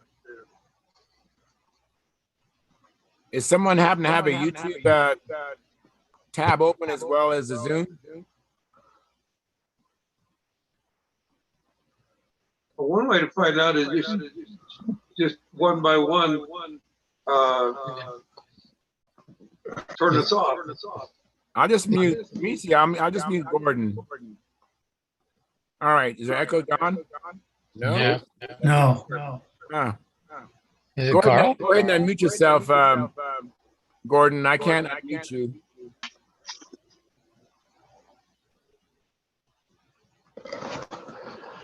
I don't know where the echo came from. It's not Carl, huh? Now I'll mute Carl. Let me see. Is the echo gone? Yeah. It's Carl. Yeah. Carl, you're the corporate. You're the corporate. Who was it? Me? No, it's Carl. Oh, I don't know how we got an echo going, but we're good now. you know, Charles, I tuned in a little late. My wife says, "Aren't you supposed to be on the bench?" I'm like, "Oh yeah." Oh man. Tell your wife thank you very much. I saw the little bit about your lead outs. Yeah. On my old twin was having a big annual here in Salt Lake, and so I went over with my kids and I put in 3 flights. I was going to put in one more, and I said, "No, that's enough." So I emptied the bowl back out, took it home, and I put it up on the kitchen table and was wiping it down and waxing it, you know. And when I turned it over, the flaps had stuck up, so I grabbed the lead out to straighten it out. Right. Did not feel a thing. The lead out just came out of the wing. Yeah, isn't that amazing? I mean, it happened to me with Walter Hicks. He gave me an invitation. And what I can't understand is how did we land these planes when the lead out came out so easy?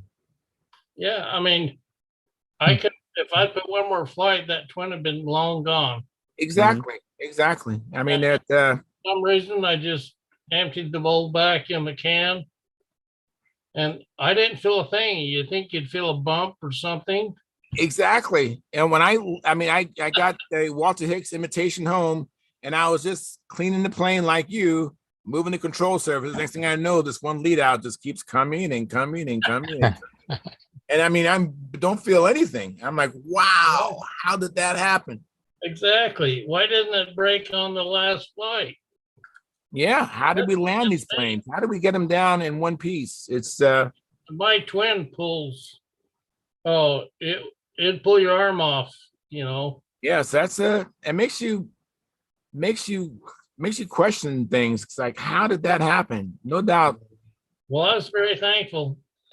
Absolutely. Yeah, it's So I did some fast surgery before the contest the night before, and fortunately, with my fuselage coming off, I was able to just cut in the center section, and then I put I think like you did, I put a piece of solid piano wire through, right, and I connected that to the cable, then pulled the cable through.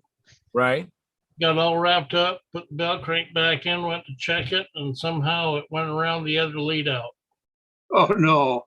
So I had to undo it, pull it back out and redo it again. But I saved the airplane. I still have it today. So did you change both lead outs or just the one? I changed just the one. Really? Oh, I would. I don't know. I probably should change both. I think you should have changed both. That's what I did. I agree with I you. changed both of mine. Let me see if I can answer a question Carl had. I'm going to share a screen again.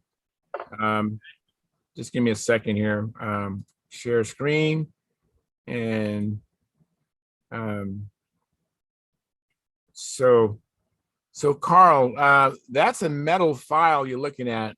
Yeah. That My Nobler keeps coming up.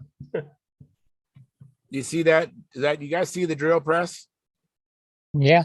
Yeah. Okay. So now when I did this operation, Carl, that I had the drill press on, it was moving, and that file, I think it spins counterclockwise, I think. So I was just kind of in the right position where it wouldn't kick it out, and I was actually able to remove some material. So I needed Small to finishing file. Yeah, exactly. That's exactly what it is. So I just I put a bolt through the bushing and then I double nutted it, and there was enough of the bolt left that I put up into the chuck, and I tightened that chuck down against the threads of that bolt. And that's how I got it chucked up, and I removed enough material so that it could accommodate the lines, the thimble, and I'd have enough space that the washer would not touch the thimble, so the thimble can spin freely. So you hear me, Carl? Does that answer your question? That clarify everything for you? Charles. He Charles. was Oh, sorry. he was muted for the last I saw him. Let me stop sharing so I can see everybody again. Oh, he's not muted now. We don't hear him now, Carl. We don't hear him now. Can't hear you, Carl. Now he's muted. Muted.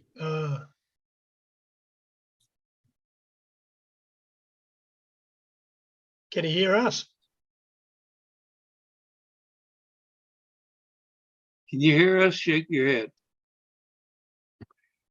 Okay. Thumbs up. Yeah. So did it clarify your question, Carl? How? Okay. Yeah, but that tool you're using in the drill press, is that like in a cone shape or a Christmas tree shape? Because that's not really a flat file. That's the reason I was asking. Yeah, it's a flat file. It's flat. Yeah, but it's more of a dish, though, isn't it? No, it's just it might be an optical illusion. It's flat. It might be a little bit narrow at the tip, but it's a flat. Okay. It's a flat file. Okay, that's yeah. Maybe it's just giving you an optical illusion that it has a dip, but no, it's flat. And so it has a rod on the other end, so you can chuck it up in your drill press. Right. I just have like a It's a regular bolt, 440 bolt, and it's capturing the bushing, and I double nutted it so that the bushing can't spin. So it's I wrenched the nuts against the bushing so the bushing doesn't spin, and then the drill is spinning the bushing. Put a file against it, and I removed probably removed about 5 thousandths of material. Yeah. Maybe even All right. maybe even 10 thousandths of material. I got a question for Gordon. Yes, John. Yeah, Gordy, were you able to do your overheads without somebody hanging on to you, or? No, I didn't even try him because it was Page's airplane. Okay. I flew it when he first got it, and it flew horrible. And then I started having him do some changes and add nose weight, add more nose weight, take the little flap out of it, changed his lead outs. And when I flew it again today, it really flew very well. Well, good. So he's planning on going up to the Northwest Regionals with Roger Kramer. Outstanding. That'd be great. That's a good trip. Okay, I just wanted to know if you were still having the vertigo problems. Well, my biggest problem is just going in a circle, just being able to stand up for, I flew it about 2 minutes and had Paige take the handle. Well, we're gonna have to get you a big old office chair out there and plop your butt in there and fly. Well, I need to take a chair out there that's got a swivel on it. Yeah. Gordon, I have a hip problem, so I fly out of a modified bar stool, and I find it's really good because I can put the handle in one hand and a martini in the other. There we go. Cool. Charles, I meant to say when you were talking about airplanes, how they sometimes seem to land themselves. I'm sure they've got a mind of their own because about 6 months ago, a chappie gave me he's given flying away, and he gave me a beautiful scale model of a tiger cat. Nice. And it had 2 Enya 19s in it, and we were going to fly it. On one particular day, I had a guy lined up who had experience with twin engines, and anyway, for some reason, I think the wind got up a little bit too much. We decided not to fly it. I got the thing home, and I was just sort of wiping, the fuel over, off it because we had run the engines up and stuff. And the controls weren't working. And yet at the airfield, they were.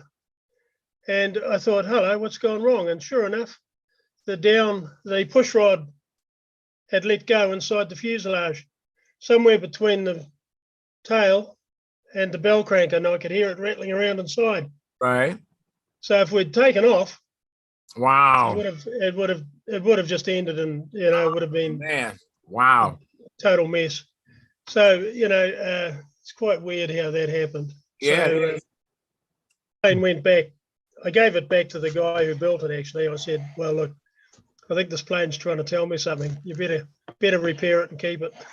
Yeah, absolutely. Hey, Charles, remember that Nobler I had? The same thing happened to us, years ago, where I flew perfect, right in for a landing. It was getting close at the end of the day, and I went up for one more flight, and I went to go move the handle, and the controls weren't working. Vaguely, yeah. And I went to tell you to go cut the motor. Instead, I told you to let go of it, and I just rolled a few feet and nosedived, and found out that the push rod had broken on the inside the fuselage. Yeah, I think the clevis. Yeah, it broke. It did. Yeah, and the good, like it's been said already, I'm glad it happened on the ground and not in the air. Absolutely, absolutely, yeah. Those Nobler ARFs are notorious for those cheap parts. Yep. Cheap parts. They're not worth anything. I highly recommend if anyone gets a Nobler ARF to replace all the hardware, even the blind nuts. I'd replace their washers. I wouldn't use any of their hardware. I don't blame you.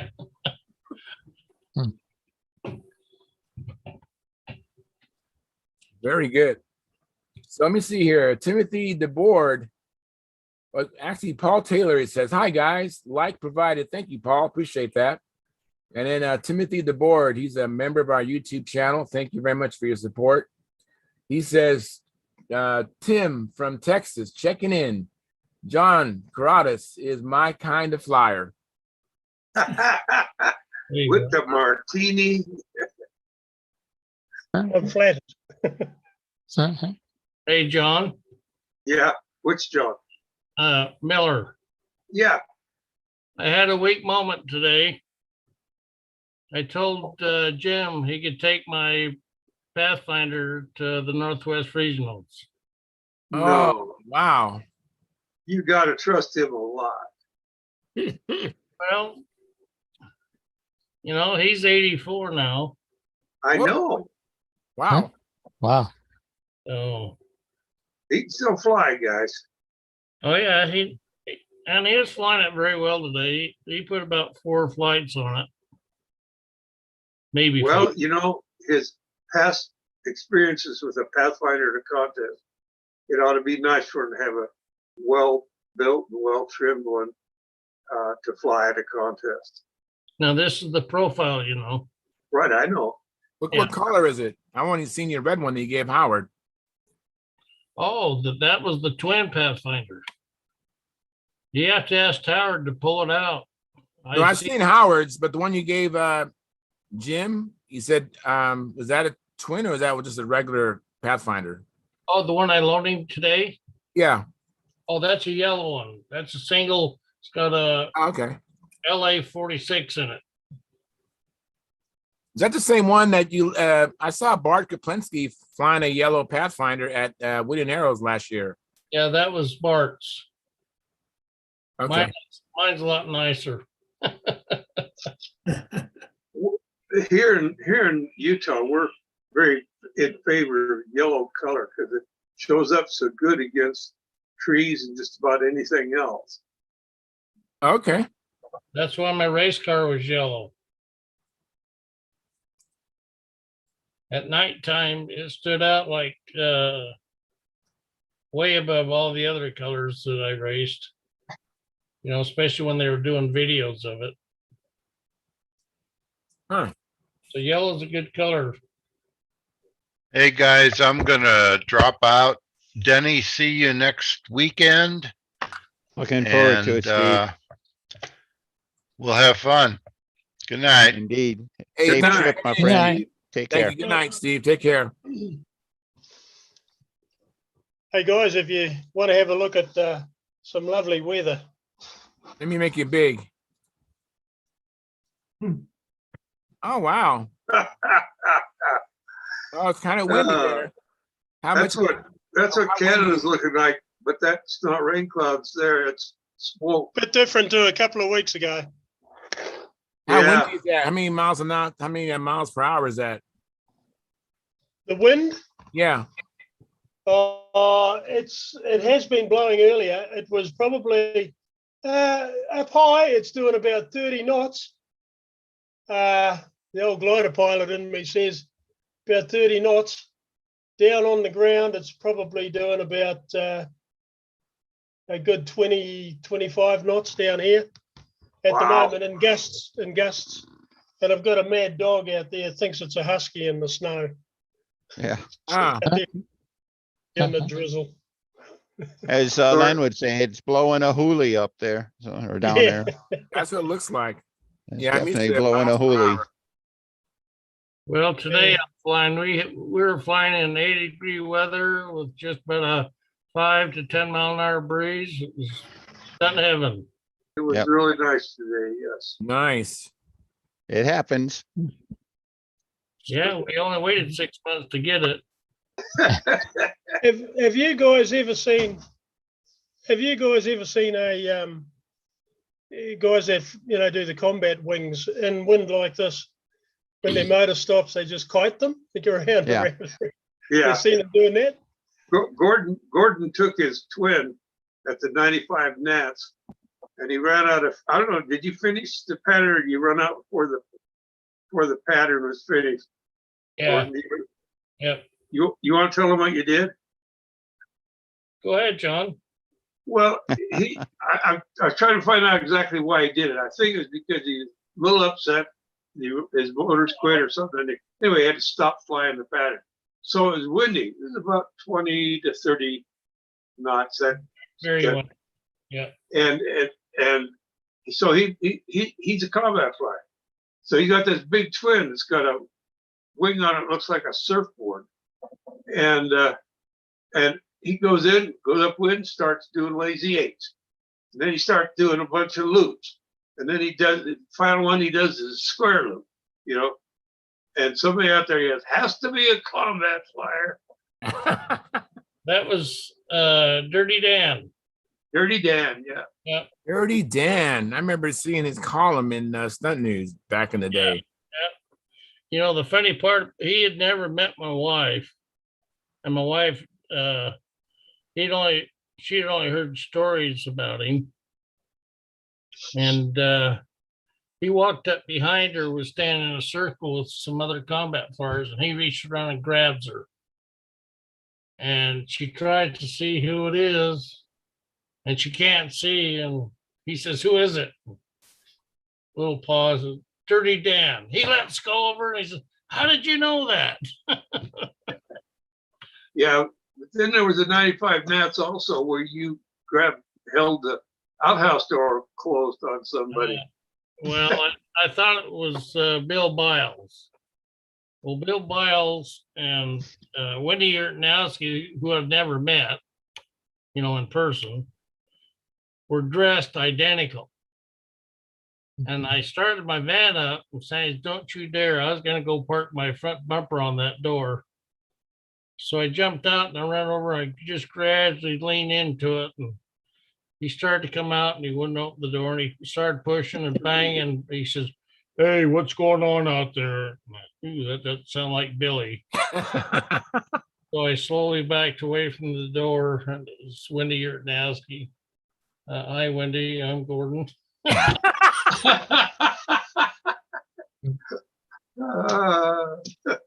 Good thing he didn't show you his license and registration. Yeah, exactly.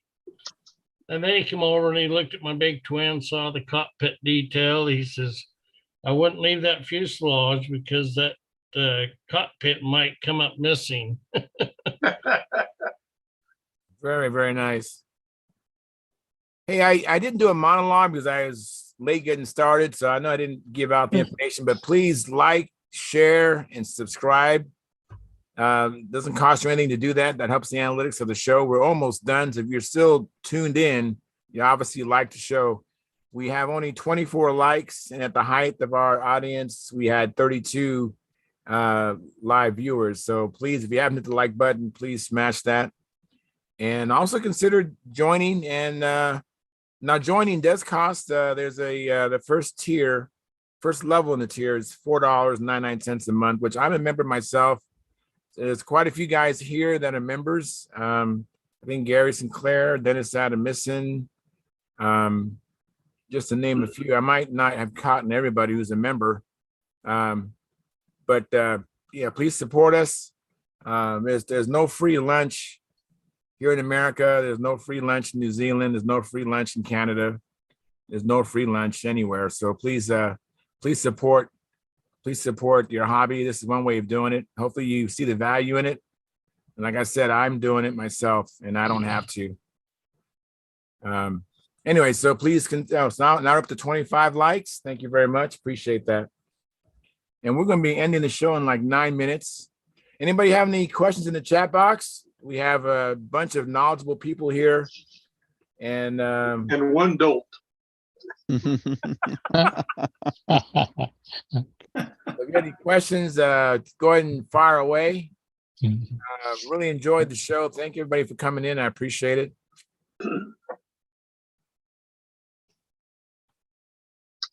Come on, questions. Gotta be a question out there. Type.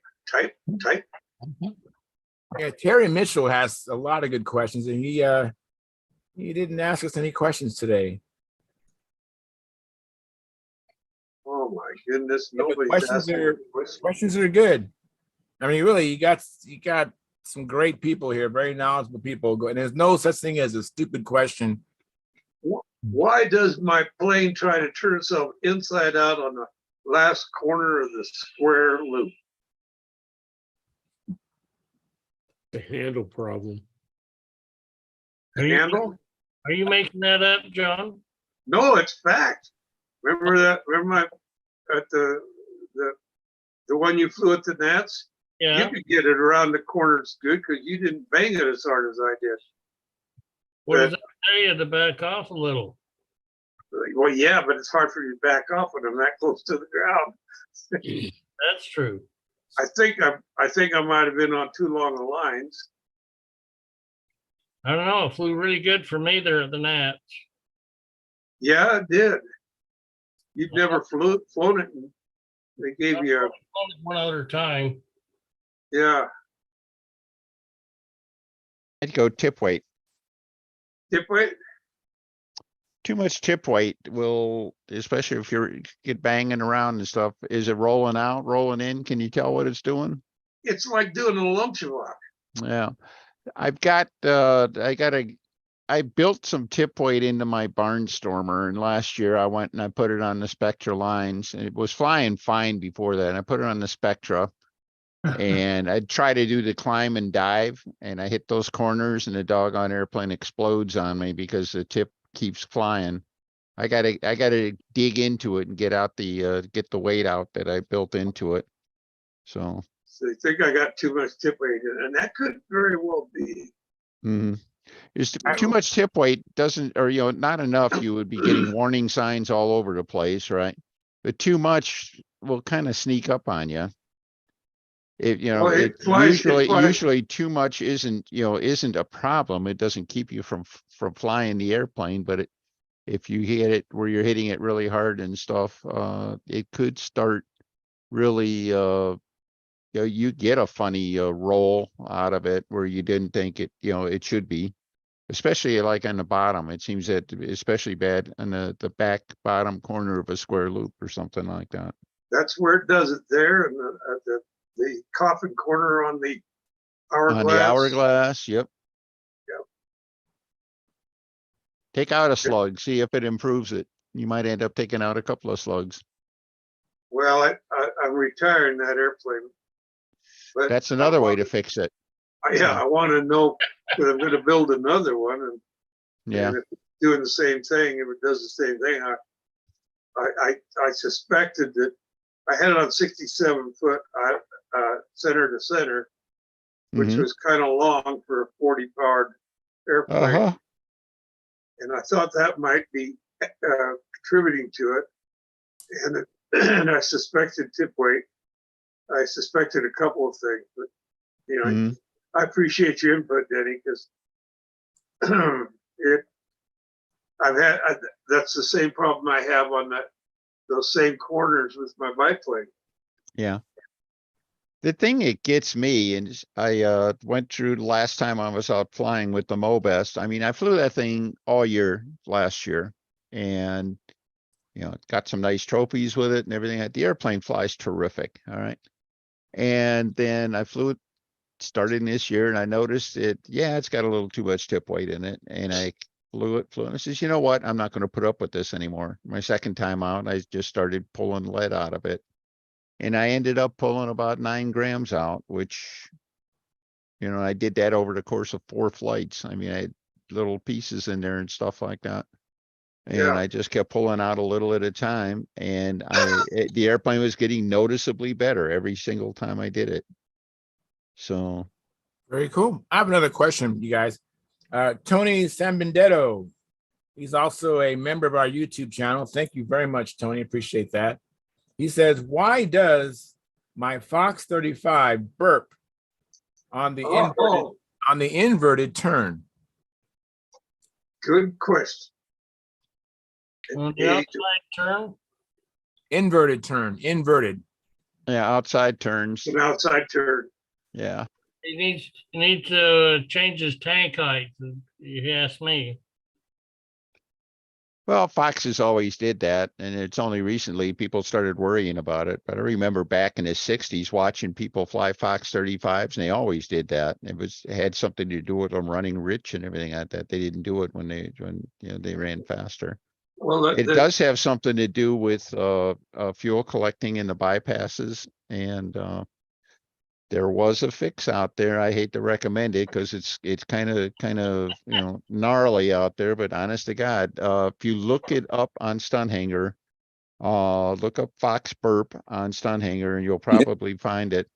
Literally, people were literally putting little pieces of scrap wood in the bypass of the engine in the intake port to reduce the cross-sectional area of it, and it also reduces any dead space in it. And that seems to improve it. Yeah, that's the fix. Yeah, I did it. It did fix it.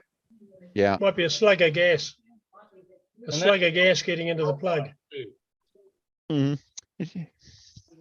Yeah, basically there's, I guess there's places in the engine where if fuel kind of puddles and, when you jostle it around some, that fuel gets loose and it, mixes in with the main flow and stuff. And if you can keep the airflow, the internal airflow in the engine, and all the fuel flow there, to keep the velocities up, it's less prone I to. usually burp more than once if I do an inverted myself. Like, like Denny was saying, it used to be guys would be doing the outside turn, like on the first turn of the square loop. They'd make that turn and the engine would just shut down. You'd wait 4 minutes, start up again. And it was, you just had to develop the guts to keep Yeah, flying. it was a leap of faith. You could literally watch do the reverse swing over and do the inverted pullout. That thing would stop. You could literally see a gap in the smoke trail behind the airplane where it essentially it shut off and then restarted, and it wasn't dragging a smoke trail, and so. And people talk about the good old days, huh, Dennis? Yeah, they weren't good, and we weren't. They weren't always good, and we weren't so old. So. Yep. Know any better? Yeah, that's it. Why? What are you going to do about it? Yeah. Did it start again? Yeah. So what's the problem? Live with it. That's literally the way it was back then. Uh-huh. Well, I think I get a kick out of it, with modern airplanes, and people are all over the spectrum on what they do and stuff, but people have so many adjustable features in modern airplanes, so that they can adjust this and that and the other thing. And thinking, back when we started flying, I mean, we had no adjustable features whatsoever. If you thought you needed tip weight, you might, put a piece of clay on it to see if it helped, and then figure out how to, find a round one. Used to get, my dad used to get lead in a roll. It was like about 3/16 in diameter. I mean, just drill a 3/16 hole in the wingtip and slip a slug of lead into it, after the airplane was built. And heaven forbid, if you thought the lead outs were in the wrong position, I literally remember, drilling a new hole and picking out the old lead outs and moving them forward and gluing them back in. Yep. Was it the right spot? No. Was it better? Yeah. Okay. That's good enough. Now go practice, Yeah. What do you mean it turns it different inside and outside? That's all in your head. Go practice, Go practice. Yeah. Learn how to fly that thing. That's it. So I tell you how extreme I've got. I have a 10-year-old ringmaster, and a couple of weeks ago I decided that there was too much bow in the lines. All right.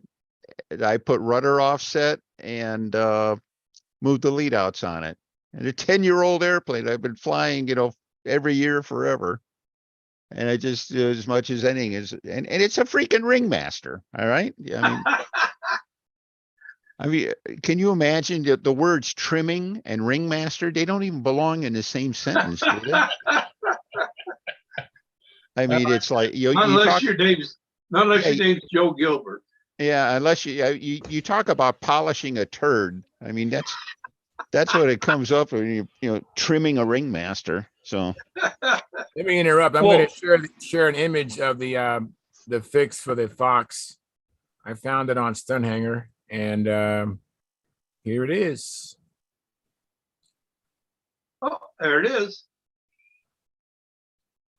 Yep. There's little pieces of wood in there.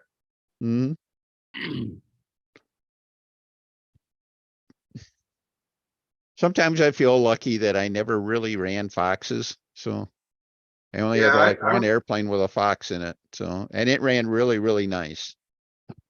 But I'm just glad I'm not that old. I have one of those 1963 gold Foxes. Yeah. And in my estimation, that's probably the best running Fox that they ever put out. And there was absolutely no reason for it, because the gold plating didn't do a lick of, they didn't change anything important. I know, but they ran better, didn't they?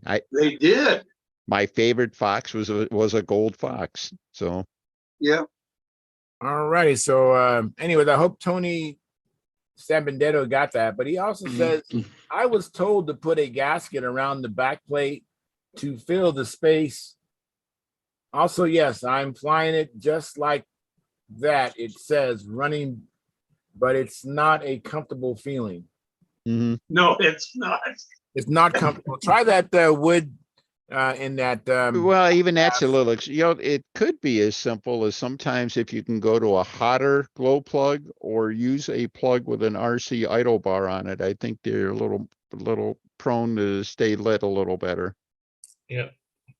Remember, this is advice from the electrical guy too. So What engine did you run back then, Dennis? my Jetco Dolphin in 1966 had a Fox 35 in it, and then my airplanes after that I had OS 35s. Good choice. Yeah, S-35s just came out then, and then I had one. Then my Typhoons, I had McCoy 40s in, and went back to back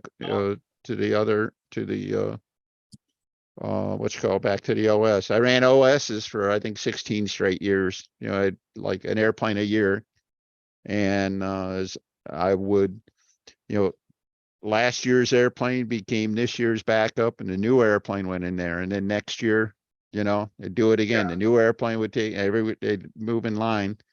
And then the engine that was in the backup airplane, when the backup airplane got 2 years old, it came out and it went into the new airplane. All right. Just kept rotating the engines and everything like that. So, Yeah.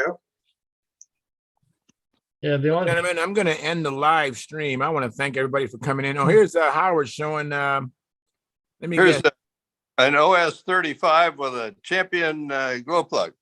all right. In fact, that's a 30. Is that a Max 1?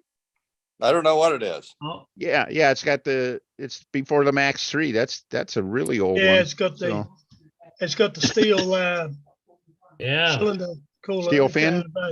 Yeah, I got one of those. Yeah, $20. Yeah. All right. $20. All right. Well, thank you, Howard. And I'm going to end the live stream. We're going to go to the after party. Anyways, thanks everybody for coming in. I appreciate it. We didn't get any super chats. We didn't get any new members. We did get 26 likes. So thank you very much. If you happen to be watching this as a replay, please smash the like button. That helps the analytics of the show. And hopefully you have a chance to work in your shop this weekend or go do some flying this weekend and come back and tell us all about it. Look forward to hearing a report from Mark Lumen about El Dorado. And anyways, until then, fair winds, tight lines. Good night, everybody. Good Good night. Good night.